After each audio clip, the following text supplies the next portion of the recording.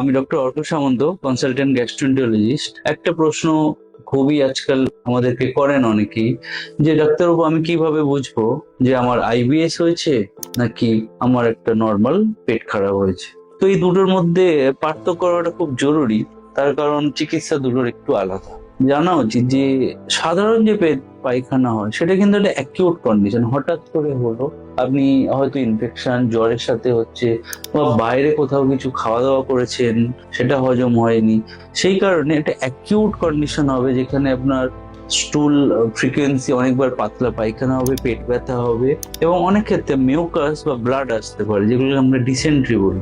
এর সাথে যদি আপনি কম্পেয়ার করেন যে আইবিএস, ইরিটেবল বাউল সিনড্রোম, এটা কিন্তু কোনো অ্যাকিউট নয়, এটা একটা ক্রনিক প্রবলেম। ইউজুয়ালি পেশেন্ট বলবে যে ডাক্তারবাবু আমার এই প্রবলেমটা বেশ কয়েক সপ্তাহ মাস ধরে চলছে, নয় কি 2 দিন ধরে হচ্ছে, 3 দিন ধরে হচ্ছে। এই ধরনের লোককে আমরা আইবিএস ডায়াগনোসিস করি না।